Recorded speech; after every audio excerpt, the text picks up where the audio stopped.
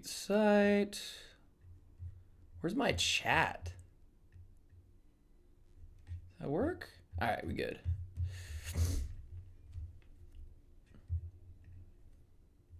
All right, last time I'm doing this. No dogs. No, I got my sparkling water. We're good. What's up, people? Yeah, the dog barked twice, and I was like, nah, this is not how we're starting this. I'm 2 minutes in. I'm not gonna have it looking like this. What's up, guys? Hope everybody's doing well. Hope everybody's enjoying the day. Haven't done one of these in a while, and I'm not getting a video up this week. So, to make sure that channel has, something this week, I want to make sure we got a little back and forth, a little us time, a little AMA. Blow me up. Ask me questions. Ask me about TLC. I don't know. Ask me about anything. Up first, update. As I mentioned 1 second ago, before my dog rudely decided it was her show, yes, we're going to hear from Sean Marks at 5:15, 5:30, Steve Nash. What does that mean? We're going to hear about the reevaluation that I have gotten asked about every single day of this week. Every single day. Yes, I know. Yes, he's getting reevaluated. James Harden's getting reevaluated. Yeah, I'm very aware. So we will be asking about that. We'll get an answer to that. We'll figure out what's going on. And that'll be a good thing. Favorite player of all time and right now, Daddy's step back. I really hate that I just read your name out. Read your name out loud. Favorite player of all time, Kevin Garnett. That was the guy that made me fall in love with basketball. Funny enough, actually, number 2 on that list would probably be the head coach of the Brooklyn Nets right now. That's not even me just being like a BSer or whatever. Like, those were my 2 players that I loved to watch growing up. So that would be my 2 answers right now. Whew. Right now? Man, that's a good question. I really like Jokic. I think that would be in the mix. I think that would be in the mix big time. All right. Woo, it's lit in here. I am too old to be saying that. What's your opinion on Ben Simmons? I really like Ben Simmons. I'm not supposed to say that, but I do really like him. All right, what do we got here? Will we pick up... Well, what's up, Tim? Will we pick up Plumlee or Melo? Is Carmelo Anthony... are you saying next year? I mean, that'd be kind of interesting. Yeah, I think... Plumlee would be kind of interesting. No, what's Plumlee's contract? Are either of them free agents? I don't know. I should probably know that. Someone can correct me. Is Plumlee a 1-and-1? Or is he like a multi-year deal? Is TLC the best role player? He's top 5 ever, yeah. Where do you think we should... What do you think we should do with our extra roster spot? Get a big man or another point guard? Well, if you look at the big man availabilities, I think that answers your question. Unless we have some big, Tyler Zeller stands in here. I would probably say a point guard. I think you can get a little something. If you want to bring in an older vet, an Isaiah Thomas, a Jamal Crawford, I know he's not technically a point guard, whatever. He'll take on some of those ball handling responsibilities. Great. If you want to go younger and bring, I don't know, Moutier or somebody of that sort, great. Sure. Neither guy is really going to move the needle, but yeah, I think it would be nice. Like, the big thing is going to be just making sure you don't run Kyrie into the ground. And that's the big risky run. All right. So you're saying James Harden is being reevaluated today. That's what the plan was. I think so. So, why hasn't Sean Marks cut TLC from the roster? Because what are the alternatives right now? I guess, and maybe that's the value in right now what the Nets are going to be doing. But I also would say even with TLC, like, TLC is not going to be in the playoff rotation. Like, yeah, have there been some I love how I mentioned TLC at the beginning and everybody's asking me about him. TLC, look, man, he's not going to be in the playoff rotation. So when you get all your guys back, you don't have to worry about, oh, well, we've got to give TLC 20 minutes because we don't have anybody else that's going to fill that role. Like, nah, like it'll all work itself out. I think there's a lot of like hand wringing and worry, and we're not thinking enough about how the roster has literally been shifted up however many spots, you know? So yeah, I mean, you could if you wanted. I mean, at the very worst, you could do you could see what you've got in Alize Johnson, and you could see if you could grab somebody with this extra roster spot from the G League and make it work like that. Love your videos, man. Hope you're doing well. Thank you, Samuel Carter. I appreciate that. Any Shabazz Napier return? I actually would be pretty down for a Shabazz Napier return. That man wanted to shoot it. When he was in there in 2018, 2019, he's like one of those random guys I kind of forget about on that team. But yeah, he was coming in. He was getting him up. And then he'd have like a sweet, like maybe assist, maybe two, where you're just like, how did he see that? But yeah, he was getting him up. So that'd be interesting. Any updates on Tyler Johnson? It's going to be a while before we get any. What do we got? I'm ignoring all of Alex's messages today. What else we got?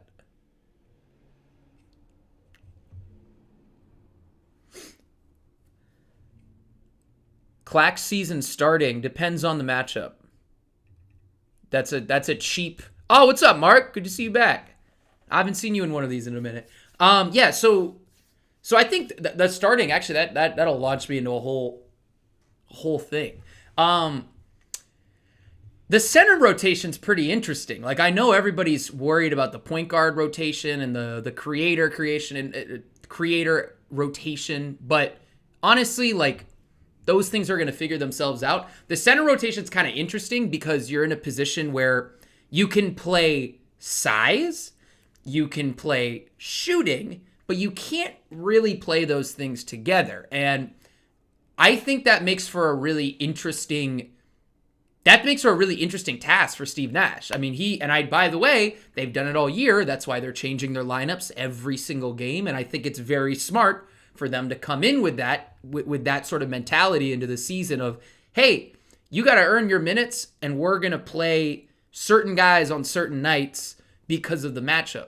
So by doing that from the very beginning, you're not just switching up in the playoffs being like, okay, guess what, guys? I know you've started 70 games, but you're actually now a bench player. Like, that's how you ruffle feathers at the wrong time. So what they did, and by the way, I'm not the first person with this take, but the experimentation that they did with these rotations and the starting lineups, even though some of them make you guys very mad, is really smart. And it actually prepares you for, hey, we're going into a series against Miami or Boston, and it actually makes quite a bit of sense to start Jeff Green at the 5, or let's say Blake Griffin at the 5, versus if you're coming into a series, or even Claxton. That's a matchup that makes sense for him. Versus if you're playing the Sixers. Yeah, we're gonna start Joel Embiid. We're gonna start DJ against Joel Embiid. And I think that in itself is a smart way that they've gone about this. Mark, yeah, they do snitch. Periscope snitches on you big time. I don't know why it only snitched on you. It didn't show me anybody else in the chat here that I'm looking at for when they join and stuff like that. So yeah, they snitched on you big time. All right, let's see here. I got to go back to my YouTube people. Thoughts on Nick Wright saying he would take Simmons over Kyrie. That's good for him for having a list. I'll leave it at that. Good. That's good. I'm happy he has firm takes. Thoughts on bringing in John Henson? Yeah, his 10 days up, huh? What does John Henson do? Like, what does he do? I mean, like, I just don't know. I don't know if he fills a need. Personally. That would be my answer. Am I from NY? No, from California. I'm getting there though. So I'm up to year 4? Is that how long I've been out here? So like I would say I'm almost a New Yorker. I'm probably 1 year away from being able to call myself a New Yorker. I'm still a Californian right now, but I'm very close. This is the closest I've been.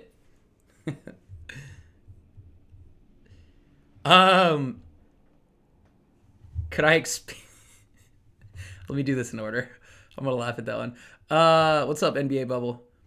What's wrong with Steve Nash's rotation? It'll cost us the playoffs. I just made this big point about how smart it is.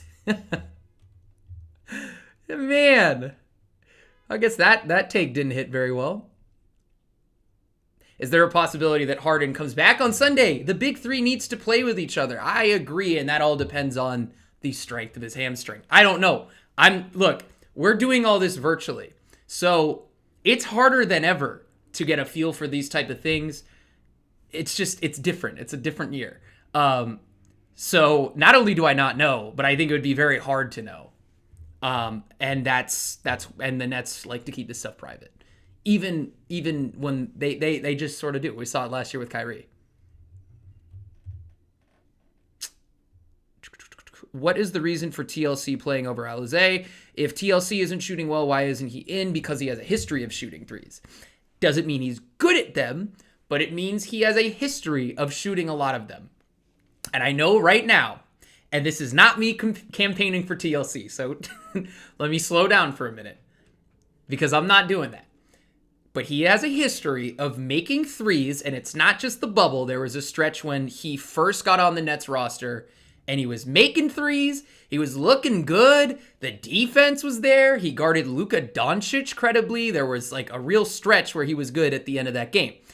Steve Nash was not around for that. But TLC similarly started this year shooting okay from three, and this is just kind of who he is. Now, the big thing for him is going to be, can he get out of this slump? And it also doesn't really matter. I mean, by the time he even gets out of this slump, he's going to be out of the rotation because it's the playoffs. But the big thing for him is that because he can space the floor and because the way the Nets play, they want to have as much spacing as possible to let their guys, Kyrie, Harden, namely, just cook. You want to keep the lane open. So that, I think, is the thinking on that. Now, is that a good strategy with a guy who's shooting 20% from three since February? No, you could make against that argument, but that's the thinking behind it. So yeah, I mean, it's the cheap answer, but it's kind of the reality of it. Alizé, I really like the energy, but I think the non-shooting factor is just tricky, and you need to be careful of not overexposing guys like that. And we're seeing that right now with Bruce Brown. So that'd be my long-winded answer.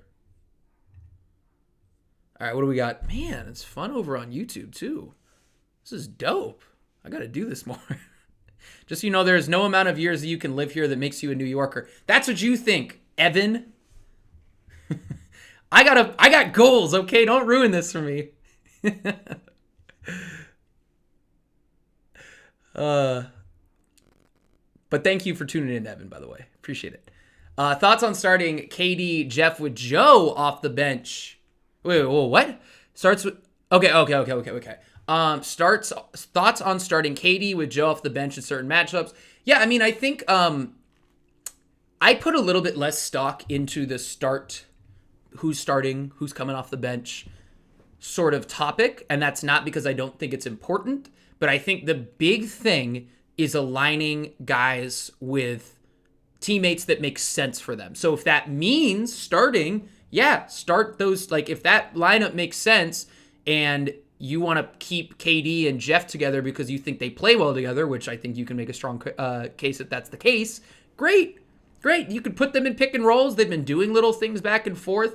I think they did that this week. I believe they ran a pick and pop, which was kind of fun to see. But yeah, I mean, I think that makes sense. Just the big thing will be tying. I really like Joe Harris with James Harden. I think that pairing makes sense. Harden hits him right on the screws when guys, it just makes sense. Harden drives the lane, a guy helps in who's guarding Joe Harris, and because Harden's such a good passer and such an early passer, he's going to hit Joe Harris on the screws. That's going to be a three. I tweeted it the other day. It's not an accident that two of Joe's worst games of the year, and you can look through it, they're probably two of his worst 5, maybe 4 games of the season come without James Harden. It's not really a coincidence to me. So, yeah, I mean, I think that would make sense, but I would just want to make sure that if you're doing that, James Harden is running those reserve units, which I think would make sense too, by the way. I would want to keep Kyrie with KD. I think that's worked really well. And I like kind of Harden running the show with the bench guys. I also like Kyrie doing that because he just takes on the scoring. But I think if you're going to take some of your more potent shooters, really, and you put Joe Harris and Landry Shamet on the bench, you'd want the guy that can feed them the most consistently. All right. What do we got?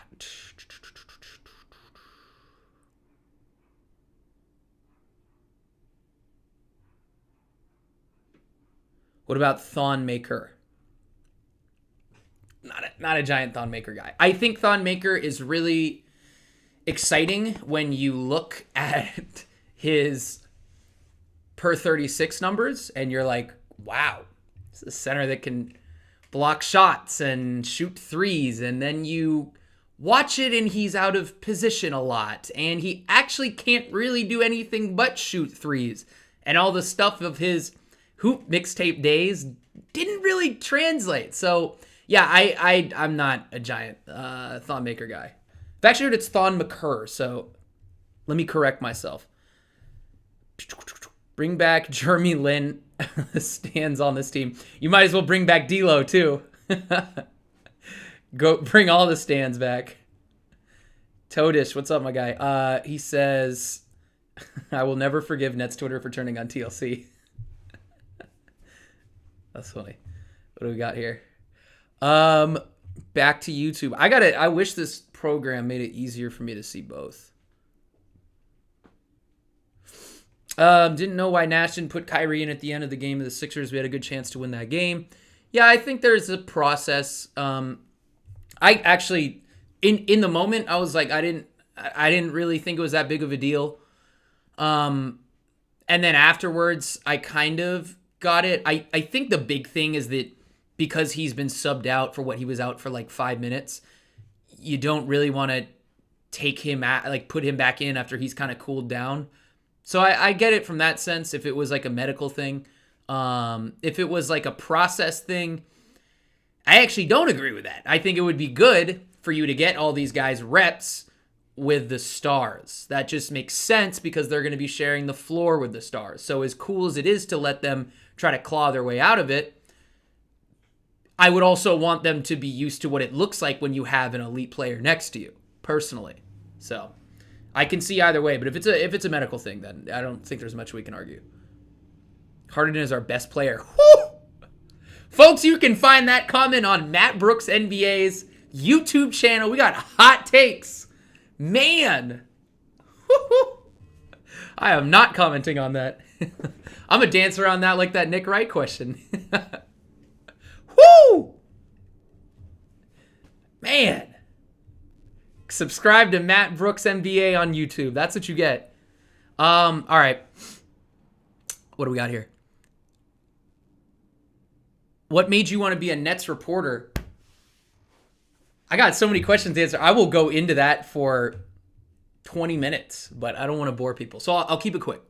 Moved out to New York. Wanted to work in sports. Started working for a blog. I didn't care. I said, you can put me on whatever team you want. They said, hey, cover this Brooklyn Nets team. We don't really have anybody, and I'm sure the average person would say, wow, you picked the Brooklyn Nets. At that time, they would have said the Brooklyn Nets with D'Angelo Russell and, I don't know, a bunch of nobodies. And look who's laughing now. Look who's laughing, because the second I started covering that team, they have this great year. They get the 2 stars, and now we're here. So I'm just kidding. That's not actually, it is how it happened, but that's not actually how I feel about it. So yeah, I came in here with an open mind, moved out here, and I knew what I wanted to do. It was just a path of kind of getting there. And I'm pretty open to like taking on different challenges. Not to go all interviewee, but yeah, that's kind of how it worked. So that's my fun answer and my serious answer. I'm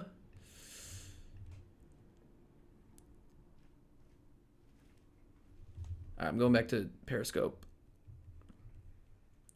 Landry Shamet has been awesome from three. That dude is, some of the threes he's hitting, man. I mean, look, again, if we're gonna reference the good old days with the Nets, I can't even say that. I'm like, I've by no means been in this ecosystem long enough to say that.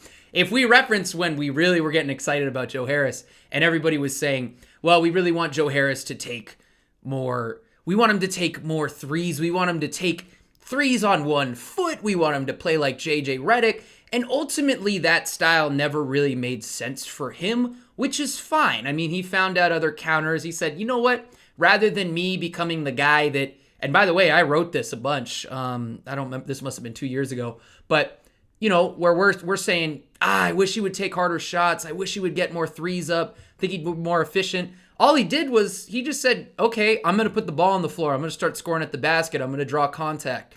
And that was his counter. Landry Shamet, man, Landry Shamet's got a little something. The threes, we've seen it. This guy can hit shots where his body is rotating the wrong direction, and it's a little Redick-ish. It really is. It's a little Duncan Robinson-ish. Those are those relocation threes that are really tough to hit, and he makes them look easy.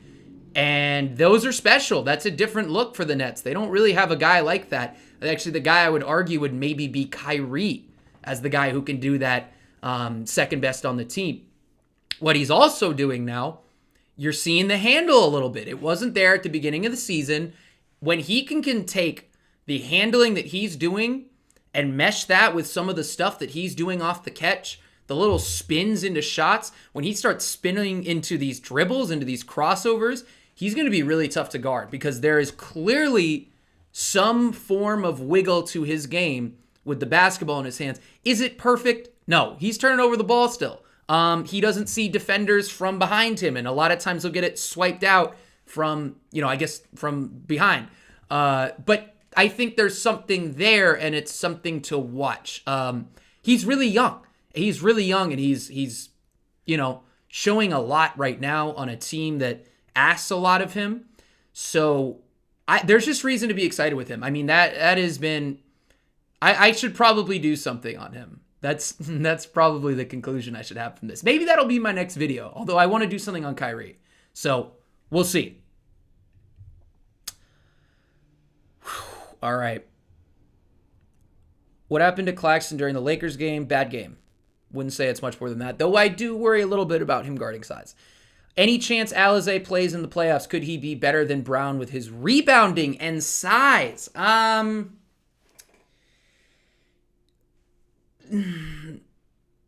don't know. I think they're both kind of the same mold of player, and I think it's very easy to look at what Alizé does and say, oh, he's just a bigger version of Bruce. Problem is, it's a lot of cleaning up offensive rebounds, which has application, don't get me wrong. I think we're overlooking what Bruce does in terms of his cutting, not just when he gets the ball and scores at the rim. Like, that's the easy time when you're like, oh yeah, that cut led to something. But it's when he cuts into the paint and it warps the defense. Maybe a guy is posting up and he cuts, and that pulls in a defender on the other side of the floor. Like, it's those little things that I do think add a lot of value, and maybe that's me being an annoying purist that likes cuts more than I should, but I think there is some value in that, and I'd be snubbing the guy if I didn't mention that his defense, I think he's a better defender than Alizé, although I have liked Alizé's defense the last, especially the last game. But yeah, I don't think I'm ready to say that yet, personally, although I like what I'm seeing. with two bigs like BG and Clax, is there room to run Bam, Duncan, Heat styles with Joe Harris? Yes, trade that with Landry Shamet. And run some dribble handoffs with Kyrie. I've liked that a lot. That look of running those dribble handoffs with Blake and Kyrie, I've liked that. That just like is a really sound form of offense. And I think you can do that with Landry Shamet too, especially if he's taken these get the ball, dribble 3 times, top of the key threes. I like that look. And Joe Harris can do that too, so I don't want to snub him. But I really like it with Shamet. What's your goal with sports reporting? You need to use my middle initial if I want to make it really big. I wish I became Matt Brooks MBA instead of Matt Brooks. Matthew L. Brooks, if you want to use my name. My goal with sports reporting, I don't know, is just, I mean, it's, it's kind of, I guess I would want to do general stuff. I would want to do general NBA content. Just because that's a bigger pool. I really like doing net stuff, and in the short term, I'm very focused on the net stuff. It's very easy to be focused on the net stuff right now. They're obviously very good, and it's a lot of interest in that. So, yeah, that would be my goal with it. Long term, I think there's going to be a point in my life where I'm going to want to, cover all 30 teams. I'm going to want to be staying up to date and just keeping my mind active with multiple teams at once. But yeah, for now, like I'm still honestly, like I know I present information in these videos and, just try to report things or things that I see, but I'm still learning every day. Like I'm watching, I'm reading other people. I'm always consuming stuff from people that are smarter than me and just trying to take what I learn and apply that so I can sort of explain some of these things better to you guys. So that would be my best answer is like, I'm always growing and learning, and that's what I'm focused on right now at this second. Who is my enemy? All right, I'll do no more industry ones. I'm going to keep gravitating to these because I love these questions. A lot of TLC comments, I agree. I don't know how the Nets didn't try to sign Austin Rivers. They need a guard to play really badly right now. But Ben McLemore. Why was Ben McLemore not signed? Why? I think they're like and look, I get it. You need somebody else that can handle, fine. But I also think the shooting would have been really nice for this team. I think they should have done that personally. Let's see here. Joe has taken a huge step forward in his mid-range game. You saw that, and Fred, I agree. You saw that in the bubble. He was doing little things off the dribble. It was like, okay, I didn't know Joe Harris had this. Yeah, I like it. Mark. My guy Mark says, Shamet's had some moments defensively this season too. Yeah, you see it. You've seen it really since he stepped in. So he's kind of this great team defender where positionally he's always in the right spots. He really is. It's just a matter of, is he going to be in a matchup where they can pick on him for his size? But I mean, look, like he's been really good. I've been really impressed. He knows when to dig down in the post. He knows when to provide that nail help. And I'm not going to go too much into the muddy details of it, but that the help when guys are driving into the lane. It's been good.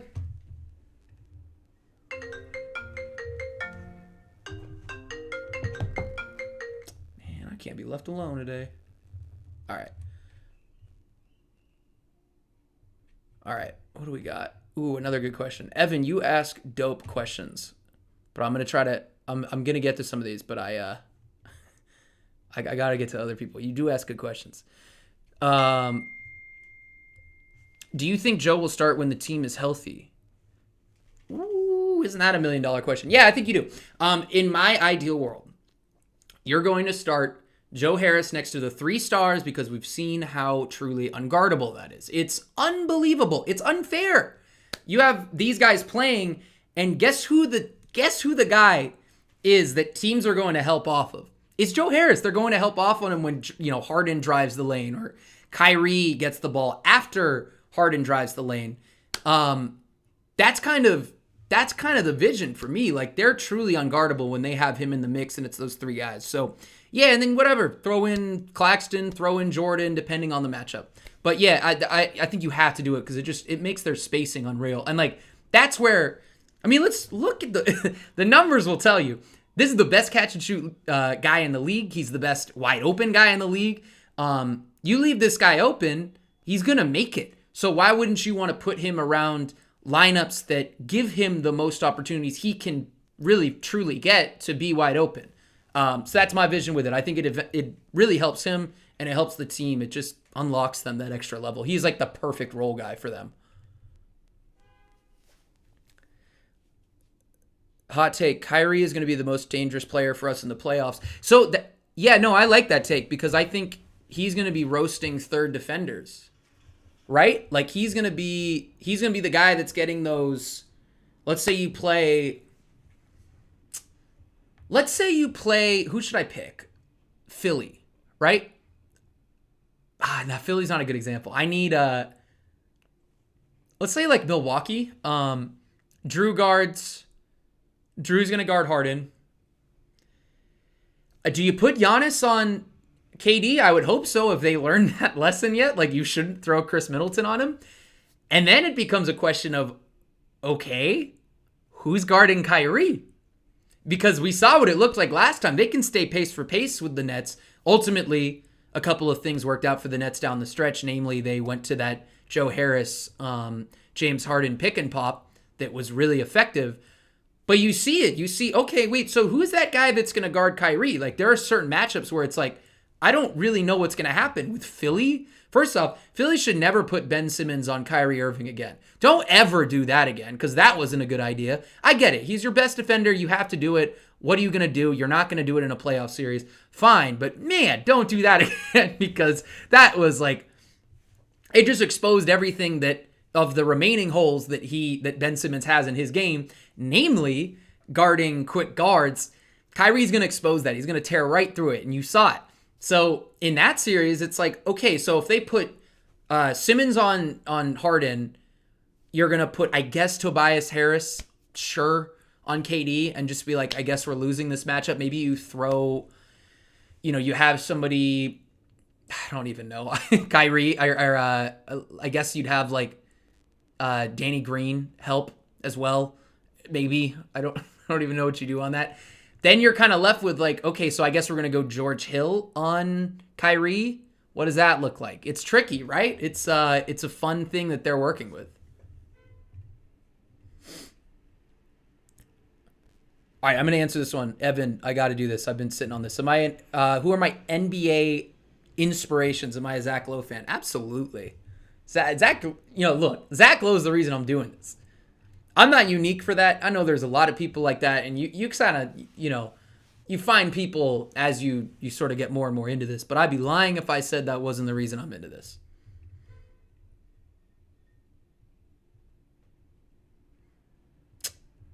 Thoughts on Tyler Johnson as a player? Dude, look, I'm not going to tell you to do this. I'm telling you to do it. I have some horrendous Tyler Johnson takes. Just so bad.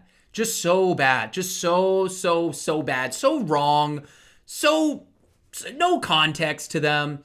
That man has proved me so wrong, and I love it. Like, I'm like, dude, I went like everything I said, I'm not so sure about this.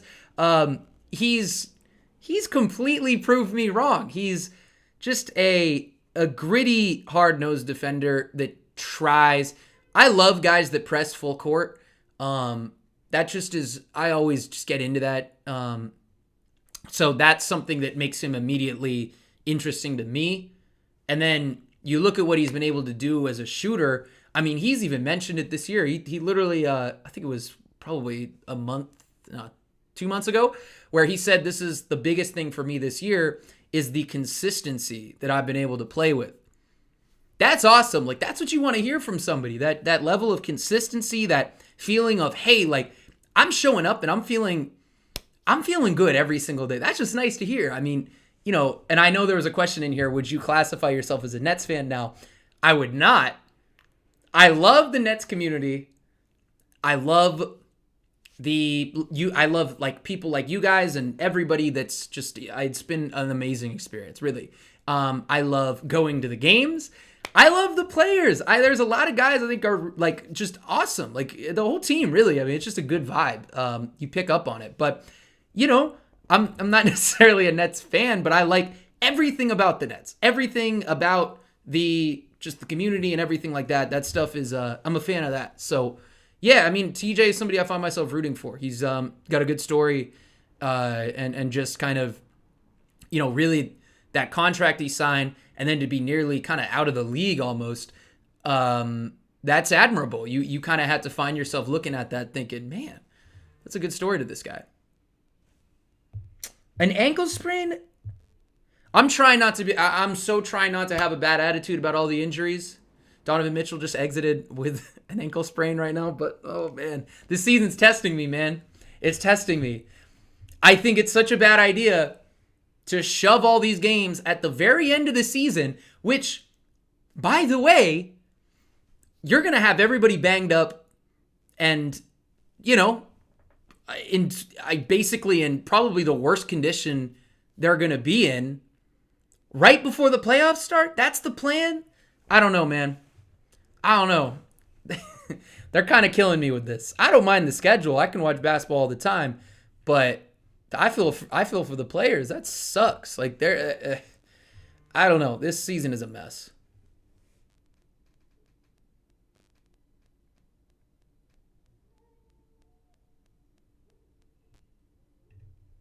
It's not the number of injuries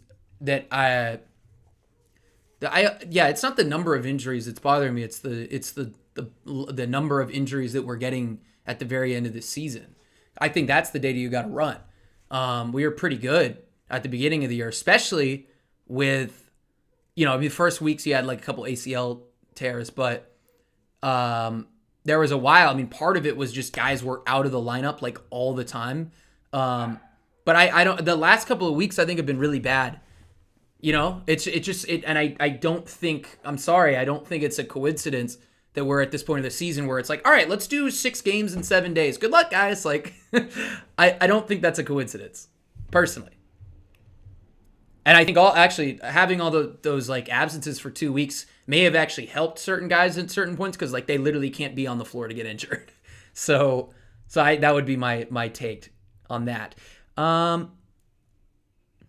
Mark's telling me it's Mitchell is hurt on a freak play. All right, so I overreacted. First time in history. I promise. I'm just kidding. It felt like... Yeah, I talked a little bit about the Kyrie thing. I just think the keeping him out was kind of just the idea of it was just sort of...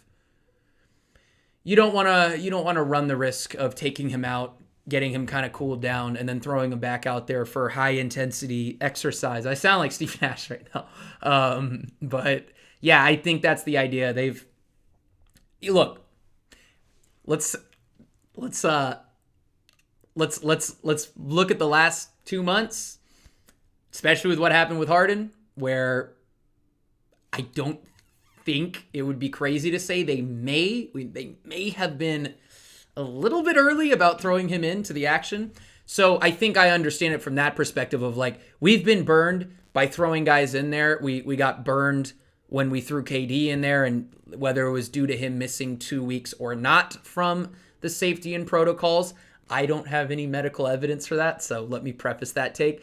I will also say it happened directly after that happened. And with Harden, where they, he came in, I guess, what was it, like a 1-game absence? That injury also occurred. So that might be why you're looking at them taking things like a situation like that and saying, we're going to play it a little bit on the safer side. That would be my thought. And by the way, Kyrie was very okay with the way that was handled, just based on what he said that night. It sounded like he thought he was done that night as well. So that's another part of it too. If he thinks he's done and he's not, he knows his body better than any of us know his body. If he's thinking, yeah, I think I'm done, then I think you just have to respect that, I guess, in a lot of ways. Why did you think Jeff Green would be bad for the Nets? I didn't think he would be bad. Let me just preface. I just didn't think he was what they needed. I had this big romanticized version of the Nets where they have they have I don't even know how to put it, like an elite defending wing, like a Jay Crowder, or who, by the way, would have I don't think he would have been as good for the Nets as Jeff Green has been this year, but somebody that gives you that defensive intensity, a little bit of strength down low. I just had this big idea that that's what the Nets needed.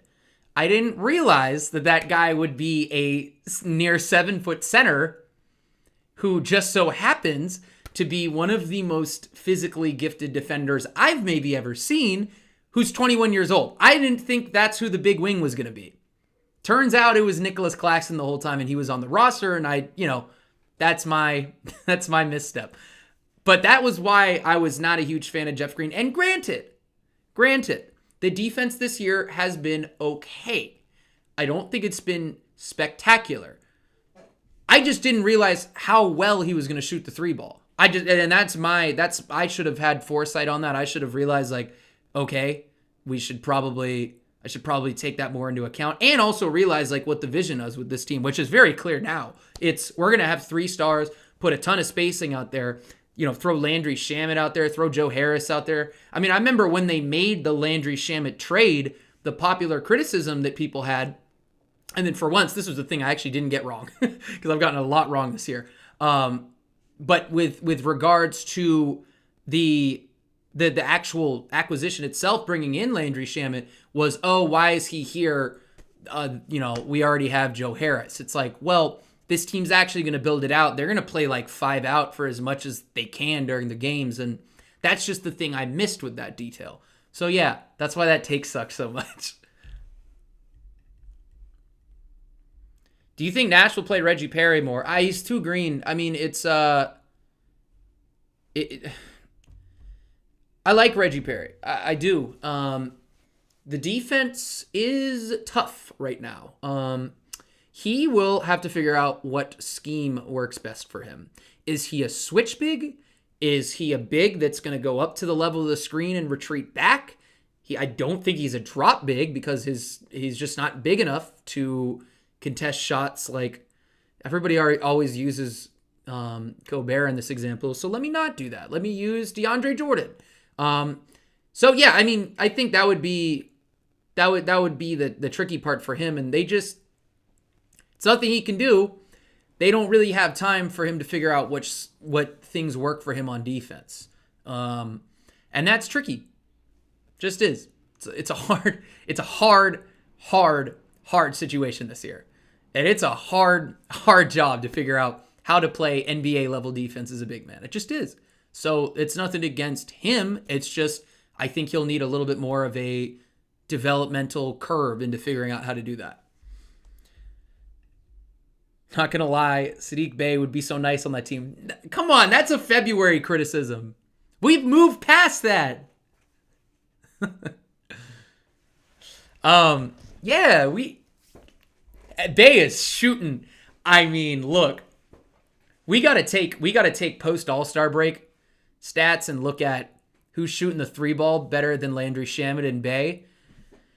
It's gotta be pretty close. I like Shamet though. I mean, as I mentioned, those relocation shots that he takes, they're really big for the offense. It's a different element, and that in itself, I think, is really special. Alec, what's up, Alec? His turnaround shot. I'm watching for the turnaround shot today. I'm watching Nicholas Claxton's turnaround shot. That's the big focus tonight. I'm trying to figure out where I'm at on it. I did not like the first month of that shot. Alec's telling me that I'm wrong and I need to watch it closer. So I'm gonna give it a look. See how it looks. All right, I'm going back to Periscope. Not necessarily a relevant question, but who should the Nets draft if you're knowledgeable about that? I don't know. I can recommend you draft people though.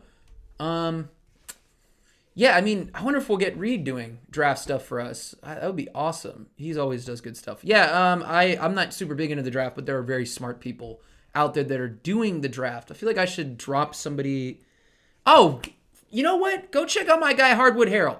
That's my dude, and his stuff is so good. He's on YouTube, so if you're on YouTube right now, open new tab, type in Hardwood Harold. His stuff is really good, and I would be lying to you if I said I didn't get inspiration. So go check him out. He's good. His stuff is great. And that is who the Nets would draft because I run everything through him.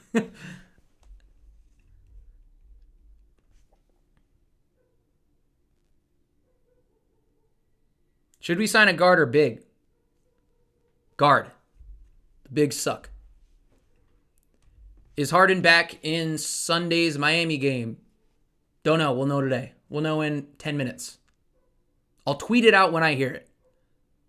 Like the other 20 people on it. You'll get, your whole timeline will be an update of of whether James Harden's back or not.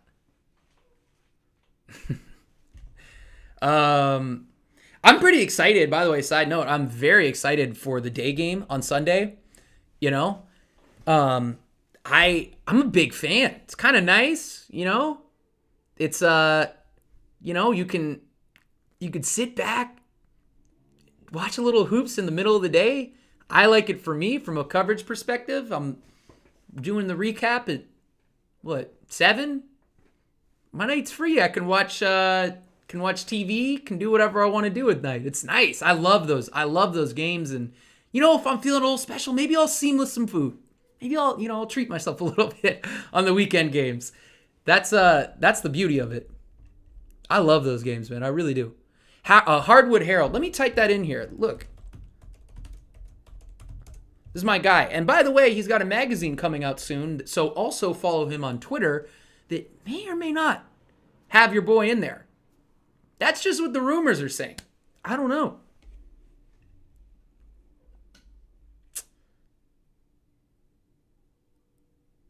What do I think about Nash's rotation? I think it's injured right now. Wait, what's in about 10 minutes? A presser with Sean Marks, and then at 5:30. Oh, I should check the time. I hope so. I think it's 5:30. 5:30 will be Steve Nash.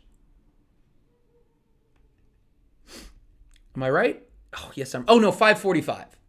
I've been saying the whole wrong time this entire time. Yeah, so those two things will be coming up. So we'll get the information on Harden and others in a few.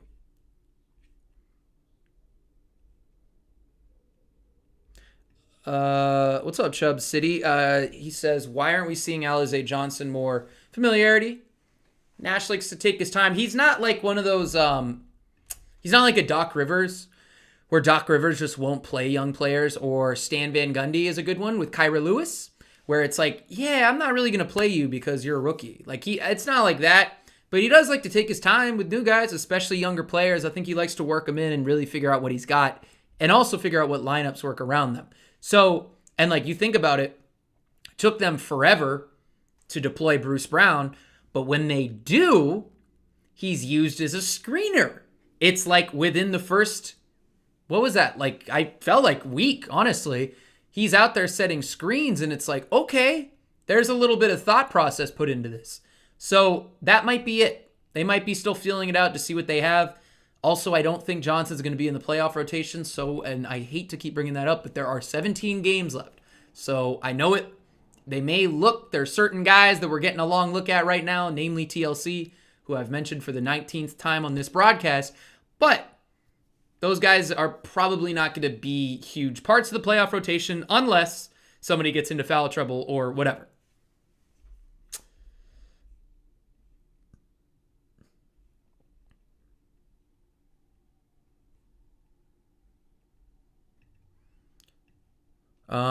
Mark's saying we should go, the Nets should go for a guard because Dinwiddie, Bruce, and TJ are all free agents. Yeah, that's a good point. Yeah, that's a pretty good point. I gotta say, I don't know who I would pick to come back. Would it be blasphemous to say I think Tyler Johnson is the most likely of those guys to come back? Would that be Would that be, is that too hot of a take? I don't know. No, I think there's a chance. I think there's a pretty good chance Bruce comes back. I think he's really young, and we do forget about that. I think they believe in the 3, and they're clearly asking him to take it. Just yesterday, I think that was yesterday. Whatever game we had, that was 2 days ago. I asked him about next steps for him and like what he needs to do. And he kind of echoed again, I got to get my 3s up. So that message is, I mean, it could be from his own self-awareness, which sure. But he did mention earlier in the year that the staff was pushing that. So part of me thinks there's a little bit of buy-in there. I mean, you look, it's coaching. You're going to get coached no matter if you're going to be on the roster or not. But I don't know. God, that's such a good question of who I would think are the most likely to come back. Yeah, maybe I would go Bruce, but Tyler's in the mix. I feel like Tyler could be back.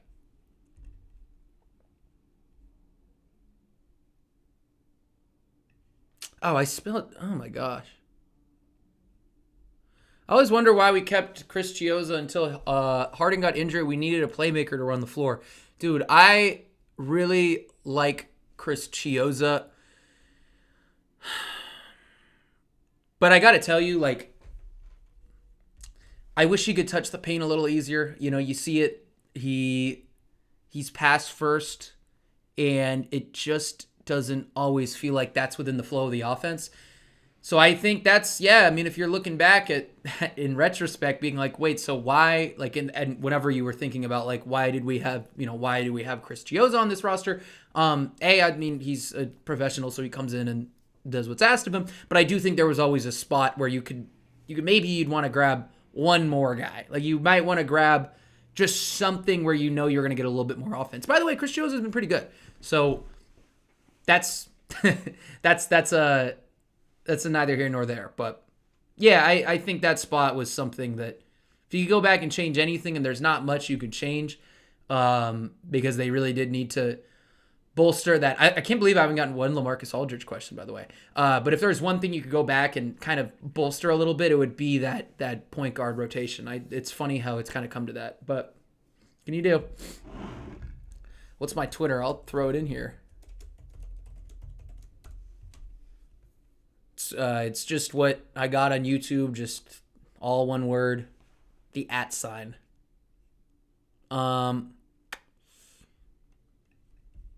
Mark, I agree. Yeah, I think Bruce is the most expendable because he's going to, I mean, look, whether teams, every team has their own form of evaluation, but there's going to be some team that's going to look at that month where he went, whatever, he shot 80% on floaters. I don't know if it was that high, but it was like he was shooting like 70% in the paint. I mean, it made no sense. And they're going to say, you know what? We're the Golden State Warriors. We really like this guy. And we think if we can do, if we're playing small, I think we can play this guy. And this is a lineup that makes sense for us. Maybe we got to stretch big. Maybe, Wiseman's shooting threes a little bit more next year. Whatever. We feel like, or I don't know if Wiseman was the best example. Whatever. But let's just throw a stretch center on their team. Maybe we feel like we want to use him as a screener and try to open up some of those things and use him in the short role, kind of how we were using Draymond. Maybe they see that and they say, let's throw a bunch of money at Bruce Brown. Hypothetical. I don't know if that's going to happen. I have no idea, but let's say they wanted to do that. If they wanted to do that, they might throw a bunch of money at him because of what they saw. By the way, they're one of the teams where he went absolutely nuclear against them. And I don't know if Brooklyn's going to be in the position where they're going to say, yeah, let's just match that absurd price. Even though this guy can't really shoot just yet, and we kind of have to fit lineups around him, which we know where he looks good. It's really next to a bunch of guys that can shoot a little bit, but especially space the floor. So if that's the situation where you're in, where you have to put specific guys around them, then yeah, maybe you say, I mean, look, we've enjoyed what you've done here. It's just going to be hard to make all this work financially. That would be it. Then again, you don't really want to let talent walk for nothing. So you could say that as well. And that would just be a question for Josiah. That would not be for me.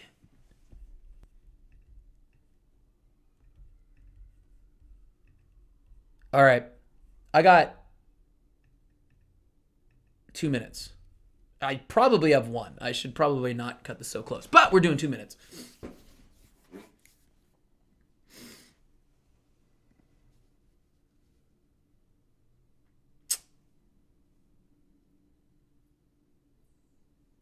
What is your routine for Nets games before the pandemic?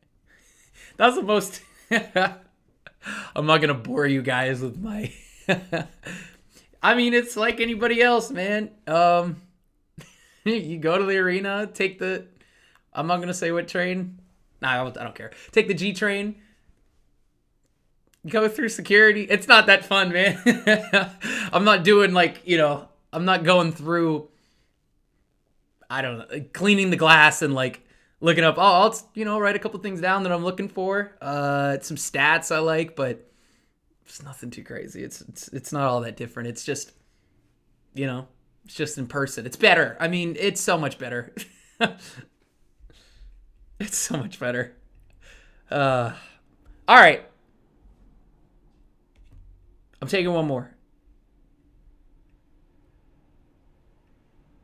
I could tell you what, I might listen to music or maybe a podcast. There you go. There's a little more context to that question. What music, what podcast? Probably a basketball podcast. Probably Zach Lowe, speaking of, since we mentioned him. And then, yeah, I don't know. It's not that exciting of a routine. I don't have anything fun for that. I haven't listened to the Young Thug album, but I'm so excited though. I really am. I want to listen to that. I know Kenny Mason had an album. I know Conway had an album. Talib Kweli had an album. Everybody had an album. There were 5 albums I wanted to listen to. So I'm excited, man. All these dropped, and I had a little bit of it's just been, the last couple of days have been crazy for obvious reasons with this LaMarcus thing. But yeah, I saw that, and I said, look, when we get to this weekend, I'm taking an hour. I'm listening to this stuff. So I will report later. The guest list is crazy, though. I mean, the features on that album are, man, it's exciting. We got to finish with some dog barks, too. If you could ask yourself a question, what would it be? My question would be, why am I cutting this so close with this presser? That would be my question. All right, guys. I got to get out of here. Follow me on Twitter if you want to stay updated with whatever Sean Marks is about to say. And Steve Nash, please go do that. If you are on Periscope on this side of things, go follow my YouTube. It's been very active. We got a lot of fun people over there. Thank you guys so much for subscribing. Thank you so much for tuning in. And yeah, this is great.